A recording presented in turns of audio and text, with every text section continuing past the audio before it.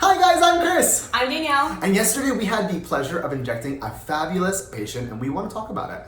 Yeah, so we did her under eyes. She was actually the winner of our care credit contest, which was awesome, so congratulations. Yeah, she got a free syringe of filler. I think she got some Botox. She got 20 units of the Jeuveau. Oh, the Jeuveau. Botox, Okay, the and Botox. then she got something with A dermaplane. Yeah, she did.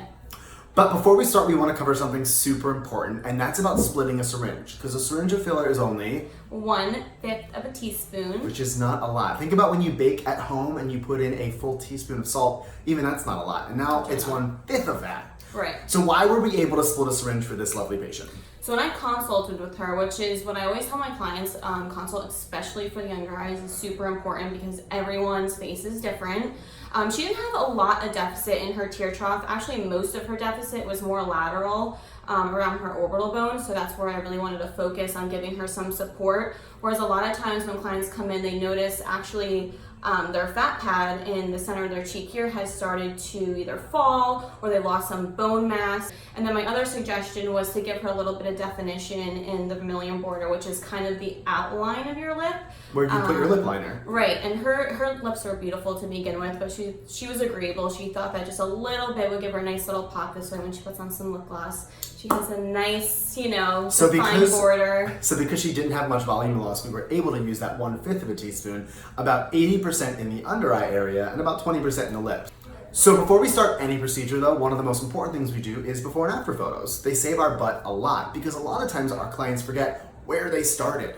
Yeah, and before and after photos actually with under eyes, I always tell my clients I actually will undercorrect your under eyes. So when you leave, you're not going to be like, oh my gosh, this is perfect. This is exactly what I wanted. Because as you start to heal, it does draw in a little bit of water and your eyes are very delicate. So you want to undercorrect. So when you do draw in water, you have a little bit of wiggle room. So you don't want to get too puffy. If you overcorrect, you get a sausage.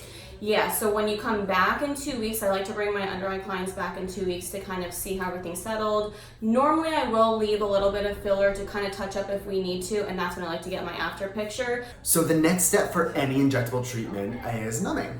Yeah, so for the under eyes, I will use a little bit of numbing cream, but I really like to focus also with the ice pack. I feel like it helps to constrict the vessels, and because we're using a cannula, it's really not that uncomfortable. A lot of people get really nervous thinking, oh my gosh, my under eyes is gonna be so painful. It's not at all, it's really just a little bit of pressure, so there's nothing to worry about as far as pain goes. And now that you mentioned the cannula, you actually use that to measure where your port is gonna be. Yeah, so normally I will do an insertion point kind of down here, so it's really nowhere near your eye, and I'll kind of thread the cannula close to the areas that I need to be, but I'm always using my finger to kind of support where my cannula is so we don't kind of poke you in the eye or anything, so don't worry about that at all. Now we use the cannula for safety's sake, and if you caught Danielle and I's video last week on Instagram TV, you know that we use a cannula because it's a blunt tip needle, which helps move the vessels around so we don't have any chances of nicking them and causing a bigger bruise. Yeah, and it decreases swelling, which is good. Most of the swelling in your under eyes is just the filler actually itself, and obviously a little bit of trauma from me maneuvering the cannula under your eye, but for the most part, you're just gonna probably have a tiny, tiny little bruise at the insertion point, but most people don't even get that. Now, as much as I love watching you work, Danielle, I think we should speed up this video of you injecting just a bit. So at home, we're just gonna play some music so you guys can see it in action. Let's see it.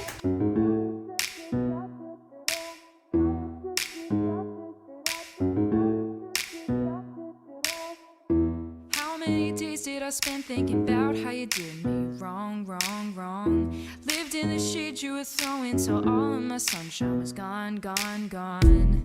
And I couldn't get away from ya.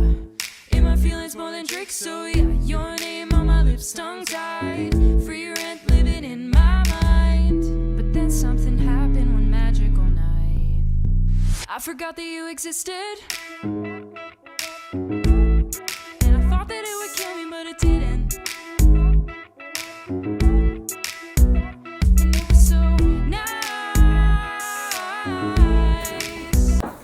So we're gonna pump the brakes a little bit because what's pretty cool is you can actually see the results halfway done right now. So check out the left eye on your screen. It's gonna be your left. All right, so Danielle, it looks like you finished up the eyes there. So you have 2 cc's left maybe? Yeah, we have about 0.2 mLs left, so that was perfect because now I have about 0.1 for the border of her lip, which is all you really need for your vermilion border. So peaceful and quiet.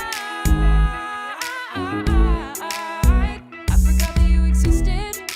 Now, one of the most important parts about injecting is the post-care instructions. Let's turn back to you during the treatment, because if memory serves, you went over that with her. We did. Yep, we went over everything. Let's check them out. So for your lips, like I said, we don't want you using any straws for 2 weeks. No crazy heavy kissing. Sorry, hubby. And then I don't want you to massage, just let it be. Bruising and swelling is totally normal, so if you need to cover it up, you can use lip gloss. Vaseline definitely helps because you're going to feel that like dry feeling from it drawing a little bit of water plus me wiping you down so much. And then for the under eyes, I don't want you massaging it or manipulating it, just let it be. The swelling, expect for 2 weeks, even if it's mild toward the end of the 2 weeks, you're gonna have the most swelling within the first, but nothing should hurt. We want you to call us if anything was bothering you. Soreness is totally normal. You're gonna feel, especially at the insertion point, like you kind of got punched a little bit. And same with your lips, like you're not gonna like want to go bite an apple, but nothing should hurt at all. You should have no discoloration, just typical bruising. And that should. All right, Danielle, so it looks like that patient's super happy. What would you recommend to anyone watching this when they come in for a consult?